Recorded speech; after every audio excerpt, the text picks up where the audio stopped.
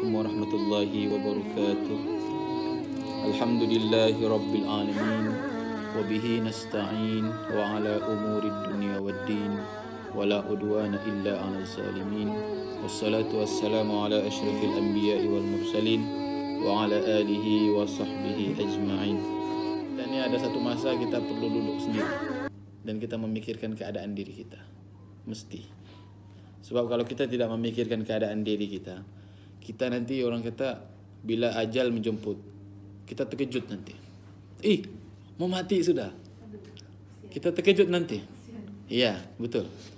Jadi bila kita untuk mengelakkan kita tu terkejut, ataupun kita orang kata bila ajal menjemput kita di luar kawalan, kita kena sentiasa beringat. Kita sentiasa merenung diri kita ni. Apa sudah kita buat dengan diri kita ni? Macam saya lah. Apa yang saya sudah buat? Apa aku buat daripada Isnin ni? Apa je lah yang aku buat? Sembayang sudah. Cukup 5 waktu. Sunat tu tak payahlah. Tak mampu. Tak larat. Kaki sakit. Tak apalah. Fardu kan? Lepas tu bila kita tengok pula kepada keluarga. Sudah buat baik ke dengan keluarga hari ni? Semalam, kemarin dulu. Sudah main dengan anak-anak kah? Adakah perkataan yang baik kita keluarkan dalam beberapa minggu ni? Kita kena fikir benda tu. Sebab benda tu menyumbang kepada pahala. Sebab kehidupan kita di dunia ni tak ada lain, tak ada bukan-bukan. Tak ada apa yang kita mau, bukan kita mau gaji je, gaji biasalah. Nabi pun kata, orang yang melakukan pekerjaan, orang yang melakukan pekerjaan kepada kamu, mesti kamu bagi dia upah. Walaupun pekerjaan tu kecil. Ini dia pula kita ni yang banyak kerja kan. Banyak kerjalah. Mesti upah dia memang dapat. Upah memang dapat.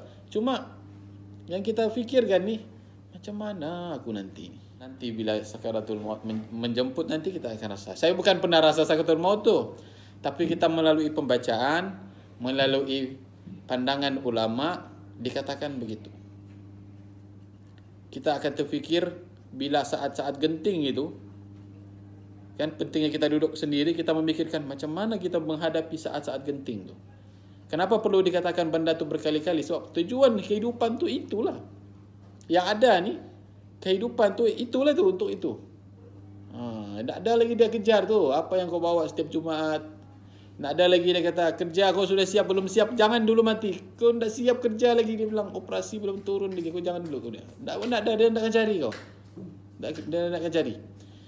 Bila dia datang, dia tetap akan tadi la yastakhiruna wa la yastaqdimun. Tidak akan dilambatkan dan tidak akan dipercepatkan, tetap. Dia akan masa tu. Masa tu yang last tu sampai kerongkong tu kita akan terfikir. Sebab dikatakan, ulama mengatakan, bila orang tu ajal dia mau dijemput sudah, dia sudah nampak, dia batin dia sudah terbuka. Dia sudah nampak sudah malaikat apa ni orang kata malaikat pejabat Jawa tu, dia katakan dia sudah nampak sudah. Dia tahu sudah orang yang datang di pintu tu, yang berdiri di pintu tu, dia tahu sudah itu yang untuk mencabut, dia sudah nampak. Jadi sudah tidak ada apa-apa. Mau menyesal pun tak guna. Mau rasa macam alah miss tahu tak sempat pula hari tu. Mau bersedekah hari Jumaat. Sikit lagi balik. Tak guna. Tak ada sudah benda tu. Contoh dia lah. Sebab masa tu memang kita teringat. Tapi apa akan daya? Mau berdiri, tak dapat. Kaki pun sudah terbujur keras. Tangan tak larat. Kerongkong pun sudah. Nyawa sudah tak ada. Di sini sudah nyawa, di kerongkong. Kaki memang tak dapat gerak sudah. Jangan sampai kita berada di dalam keadaan yang macam tu. Kalau boleh, maknanya macam mana cara dia? Fastabiqul khairat. Maksudnya berlumba-lumbalah melakukan kebaikan. Maknanya berlumba-lumba melakukan kebaikan ni, apa aja kebaikan tu buatlah. Mau tolong orang kah, mau tolong orang buat kerja, kan apa yang kau buat kerja, biar aku tolong buat kerja kau. Contoh dia lah kan. Berlumba-lumba dalam Al-Quran tu, fastabiqul khairat, berlumba-lumbalah kamu buat kerja, berbuat kebaikan. Apa aja kebaikan? Kalau kamu rasa kebaikan tu baik untuk diri kamu, kamu buatlah. Walaupun kamu bantu orang tu dengan keringat kamu sendiri. Kamu rasa penat lah, tak ada upah pun. tapi rasa benda tu berbaloi untuk diri kita. Buat je. So Allah Maha mengetahui. Allah tahu apa yang kita buat. Setiap perbuatan kita, setiap gerak jari, setiap gerak jantung ini Allah tahu. Apa yang terdetik di dalam hati kita. Mau kata apa pun Allah sudah tahu, sudah dalam hati. Dalam hati kita di dalam ni, apa yang tuan-puan fikir pasal saya ataupun saya fikir pasal tu, Allah sudah tahu.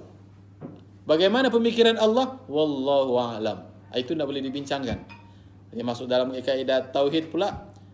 Allah itu Maha mengetahui, tapi bila dibincangkan bagaimana mengetahuinya Allah tu, wallahu a'lam, tidak dapat kita tahu. Macam kita tahu dengan cara saya merenung sisi. Itu cara saya mengetahui, contoh dia. Tapi Allah macam mana cara mengetahui? Tidak boleh difikirkan.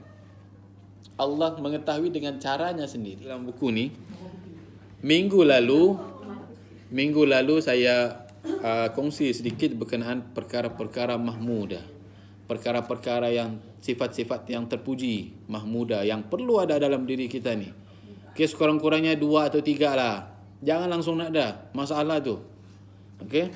Baik, yang pertama minggu lalu tu yang saya sebut, perkara-perkara yang mahmudah perlu ada, kita perlu sentiasa bertaubat. Taubatlah walaupun rasa ada dosa diri tu, taubat je lah. Okay. Okay, yang kedua, takut akan Allah Subhanahu Wa Taala. Mesti rasa kita perlu ada rasa takut. Tanam dia. Tak takut kalau tak ada perasaan. Ada orang tu dia tak ada perasaan. Macam mana mau rasa takut dengan Allah ni? Kita tak tahu. Tanam dia. Macam mana cara tanam dia? Fikir. Tengok. Buka Quran juz amma tu. Tahu juz amma? Juzuk 30. Okay. Salasun 30. Juz amma ni juzuk yang terakhir dalam Quran. Juzuk amma ni dia adalah ayat-ayat Al-Quran ataupun surah-surah yang menceritakan pasal perihal pembalasan. Bila kita baca surah-surah tu daripada surah An-Naba tu, kita akan tengok di situlah nampak semuanya surah pembalasan, itu semua surah ancaman di situ. Ya, boleh tengok, tuan-tuan bacakan tengok. Perihal hari kiamat, perihal sebelum hari kiamat, matahari digulung. Kita akan baca di situ. Tengoklah apa kalau orang begini kan, boleh tengok. Okay? Kalau mau tengoklah. Kalau rasa nak mau, nak apa, nak paksa. Okay? Salah satu bagaimana untuk kita menanam kita punya perasaan takut kepada Allah tu. Lepas tu kita fikirkan yang saya katakan tadi itulah. Kalau begini, kalau aku nanti begini, apa jadi dengan aku? Kan? Habis lepas mandi, lepas di sembahyang, tanam. Lepas tanam, tinggal aku sendiri, orang jalan. Aku pun termenung di dalam. Kan? Tak ada orang peduli kita. Hatta apa? Allah ni Datuk Ismail Kamus kata almarhum Ismail Kamus kata apa? Hatta isteri kita yang paling kita sayang pun pergi juga. Tinggallah kita sendiri di dalam tu. Yang selalu rapat sentiasa ada berkepit dengan kita ni, apa saja, live kah? Makan berdepan mata kah? Tup besok lepas talqin, lepas doa, dia pun pergi, tinggallah kita sendiri. Jadi apa yang kita rasa apa? Kita perlu juga pentingkan diri kita dari segi amalan, ibadah kita. Bukan kita, kan? Okey. Tu. Okey, yang seterusnya, mahabbah. Apa dia mahabbah? Mahabbah ini ialah kasih akan Allah Subhanahu Wa Taala, dipuji oleh syarak dan dimuliakan oleh Rasul. Kul in kuntum tuhibbunallah fattabi'uni yuhibbukumullah wa yaghfir lakum dhunubakum wallahu ghafurur rahim. Katakanlah wahai Muhammad, jika kamu mencintai Allah, maka ikutilah aku. Okey, nescaya Allah akan mengasihi dan mengampuni dosa-dosa kamu. Kalau kamu sayang Allah, okey, kalau kamu sayang kepada Nabi SAW, kamu kena ikut jalan dia, maksud dia. Kena ikut jalan agama itu. Okay, kalau agama kata macam ni, jangan sampai terkeluar daripada landasan. Okay, mungkin terkeluar landasan tu sedikit, kita balik semula. Jangan terkeluar, tak masuk-masuk lagi. Kan, macam bola bowling bah. Masuk dalam parit, tak masuk lagi. Jangan macam tu.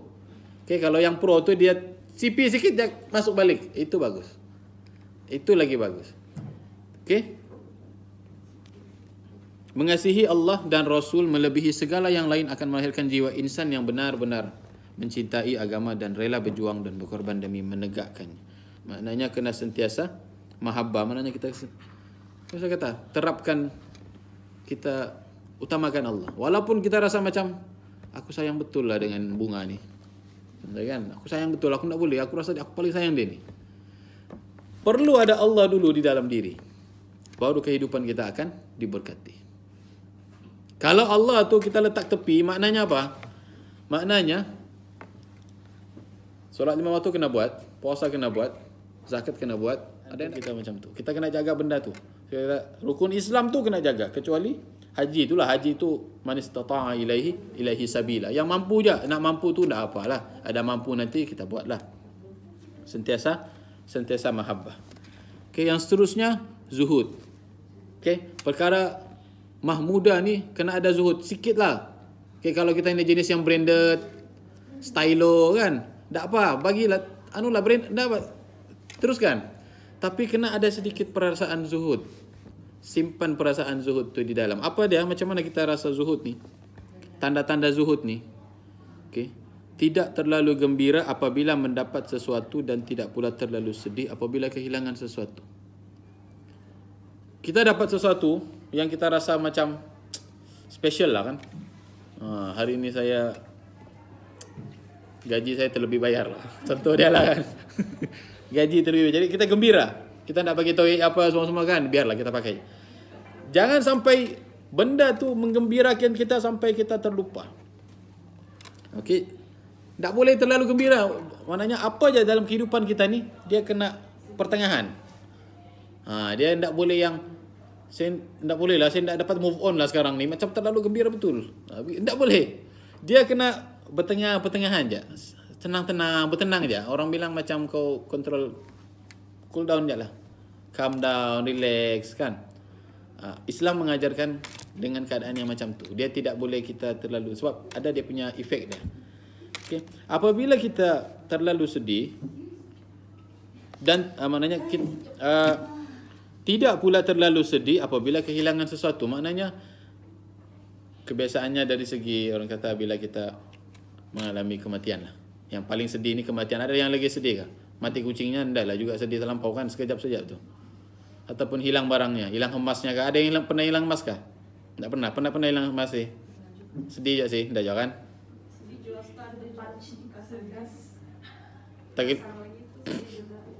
Kan sedih lah kan. Kita punya diri ni kan, orang sayang kita ni sebenarnya kan. Macam nasar tiada, orang cari dia. Pengarah ada, orang cari lagi, orang cari. Sebab kita meninggalkan sesuatu yang orang cari kita. Kalau setakat benda-benda yang kita rasa lain pun hilang, tak apalah, kita beli baru, tak ada masalah kan. Jadi orang kata itu sebab Islam menerapkan bila kita kehilangan sesuatu jangan terlalu sedih. Biasa-biasa saja.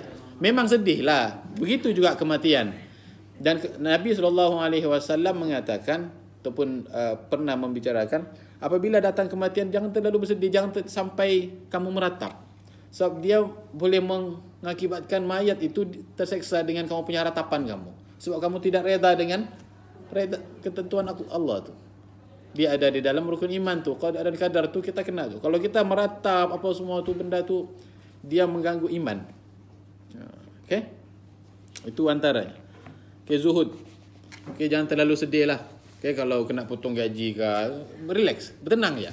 Nanti gaji tu dia balik tu. Okey? Okey. Sentiasa memandang sama kepada orang yang memuji dan mencela. Maksud dia, ada orang yang mencela kita. Kita tak tahu. Macam saya. Saya tak tahu. Mungkin dalam office ni ramai orang benci saya. Kita tak tahu kan. Contoh dia. Tapi apa yang kita dapat buat? Walaupun saya tahu siapa yang mencela saya tu, saya kan? Ya, kita tahu siapa yang mencela kita. Kita tahu siapa yang mencela. Tapi Islam menerapkan, pandanglah orang yang mencela dan orang yang memuji itu dengan keadaan yang biasa saja. Itu zuhud. Bila orang puji kan, hari ni kau ni macam lain dong tengok Abang Mai hari ni. Contoh dia lah kan, contoh dia. Macam tak boleh move on lah, mau tengok dia aja. Contoh dia lah kan, macam mau tengok saja. Macam rasa macam Jadi dia saya dalam keadaan dia macam tu, kita kena kuliah, dia kena bertenang. Dia tidak boleh rasa macam, sebab efek kepada diri dia akan sombong nanti. Dia rasa kau tengok. Kau tengok, dia bilang. Aku baru potong rambut ni dalam masa 3 bulan contoh dia kan. Sudah orang macam ni kadang-kadang. Dia akan mengefek, dia akan mengganggu hati kita. Hati ni bahaya. Sebab semua penca'ala wa hiyal qab salahat iza salahat salahal jasadu kullu wa iza fasadat fasadal jasadu kullu ala wa hiyal qab. Buruk di jasad dia tu, buruklah tu. Baik jasad dia, baiklah dia. Apa dia? Hati dia. Hati kita ni. Ala wa hiyal qab. Semuanya daripada hati. Kena jaga hati kita lah. Orang puji kita ke, orang benci kita, relax. Bertenang je. Okay? Itu zuhud. Sebab zuhud ni dia bukan tidak mementingkan harta aja. Konteks dia luas zuhud ni. Ini antaranya. Yang ketiga, sentiasa berasa tenang ketika beribadat dan hati sentiasa terdorong untuk membuat amal. Ada orang dia tidak tenang melakukan ibadat sebab dia tergesa-gesa. Okay, maknanya cara dia, bila kita terlalu sibuk, kita sudah mindset masuk waktu, tinggalkan kerja, kita keluar dia. Tahan hati, kerja dulu. Solat dulu. Bila rasa mau baca Quran, baca aja. Buka aja, jangan lagi. Bukakan dah, kejap lah. Bukakan dah, kejap lah. Buka aja. Baca surah Al-Qul Allahu Ahad, selesai, tutup balik. Selesailah sudah, sampai itulah, kan?